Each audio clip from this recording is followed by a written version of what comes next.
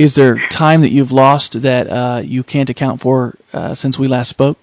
Yeah, there's been several. Not any more of the days or weeks, but as little as 5 hours, moving into 8-9 hours.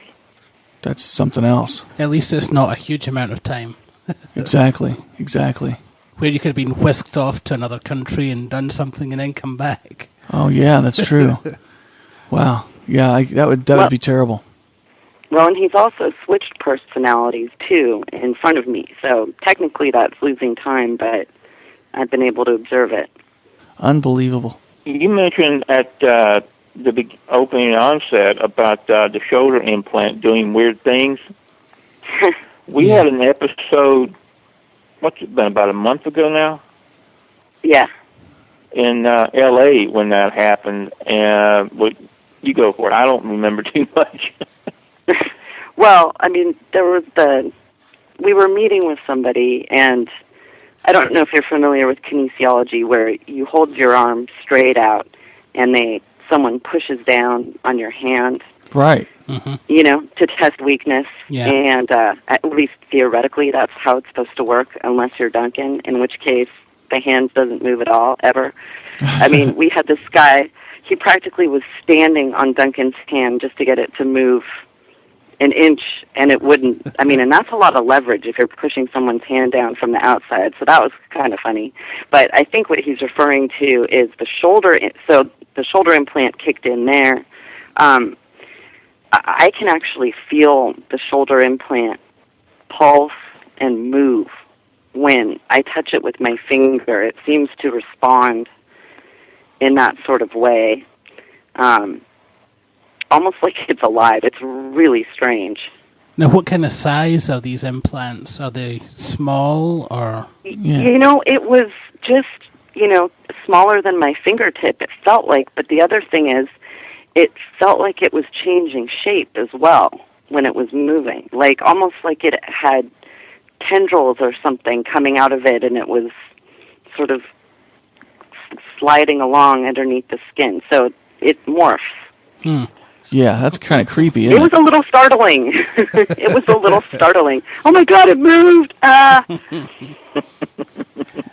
would creep me out so much, I would want it removed. Well, yeah, especially if it's moving around. Now, with Duncan, you never told us yours were moving around. That's something new. Well, it is new. This is the first time that this has been observed. That's unbelievable. So this was new for us as well. Yeah. And we were...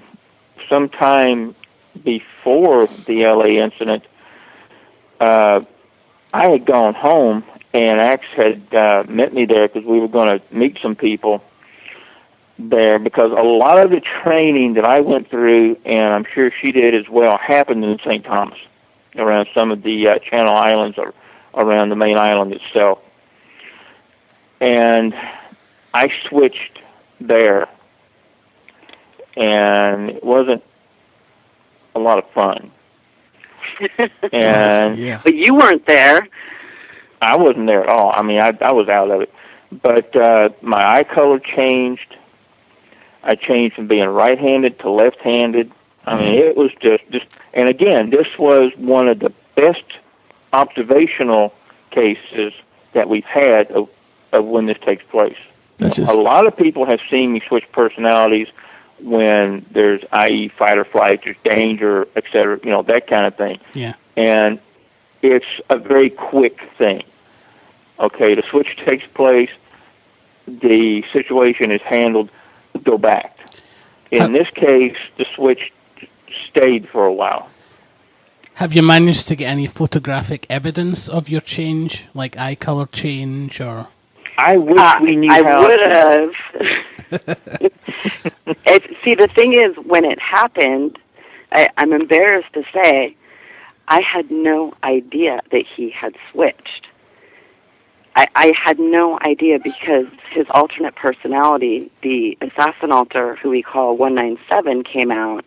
And, I'd like to think I'm an observant person, but I didn't really know what color Duncan's eyes were to begin with.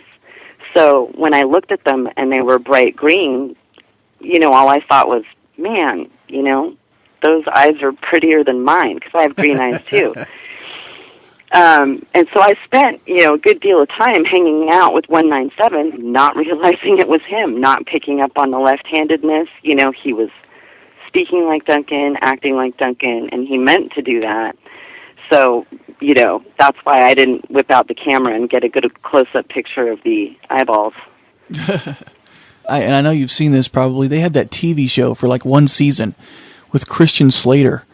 And my own worst enemy. Yeah, doesn't this kind of just ring true? I mean, someone out there had to have read Duncan's story or a story similar to it, and they made a TV series based on it, because Duncan, that was like, wow, it blew my mind when I watched it. I thought of you the very first episode. Yeah, I had a lot of people contact me after that and tell me the exact same thing. And I have to say, we have a stat counter that we're able to tell who goes to our website. About a month before that episode aired, we were getting a tremendous amount of hits from CBS, ABC, Fox, HBO. I mean, all the major networks were hitting the site and spending tremendous amounts of time on it. And you can see it in the show too. I mean, it doesn't go as far as what your story is, but it sure does show that this is something that's been going on. He doesn't realize, and then there's a glitch, and when there's a glitch, it goes back and forth between the two. It's like, and like you were saying, this has even happened to you a couple of times. Right. Well, yeah, and then when you add in 3 more personalities on top of that, switching, it gets really interesting. So that's one of the other main revelations that we've encountered since the last time you and I spoke. There's been a couple of other personalities that have emerged. And, alluding to what I spoke about earlier, what's going on, we believe, with the advent of all these personalities coming out, especially 197 coming out pretty much whenever he damn well wants to. I have no control over that anymore whatsoever, because the chip itself is damaged, and that's what, quote, they, unquote, would use to perforate the switch. But with the switch being damaged, 197 just goes for a walk whenever he wants to go for a walk. That's true. It just switches. Luckily, yeah, the switch is dead, man. And he really hates the kind of beer that Duncan drinks.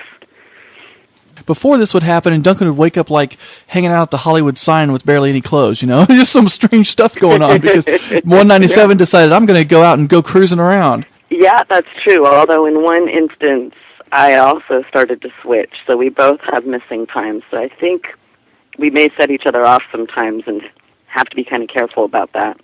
One of the things when Axe switches, the most perfect, beautiful, fluent French comes out that I've ever heard. Really? Absolutely. And, we spent some time together in France when we were much younger.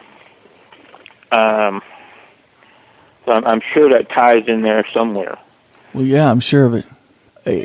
The thing that really gets to me, Duncan, is yourself. The changes I've seen in you from the first time I talked to you to now, and I could see having Axe around is really helping you, because when I first talked to you, you were so scared of all of this. You were so frightened that, in essence, even during the interview when we went to commercial break or anything, you were nervous that someone was going to come and get you. You were like so... because this is real stuff that happened to you. It wasn't delusional. But at the same time, it was a type of paranoia. You were so afraid people were going to hurt you or come after you at all times. And you had that worry and that pain in every word you spoke. And now I'm hearing a different side of you. I'm hearing someone who's accepted it, someone who is now on the path of learning it, and someone who not only is learning it, but is embracing it and teaching it to the people out there. And I think that Axe is a very good help for you in this regard, because I'm seeing a big change in you. Oh, I totally agree with that. And believe me, I'm still paranoid, because if you ain't paranoid, you ain't paying attention. Yeah. Well, we can be like that too, especially with some of the shows we've had. We're just ready for the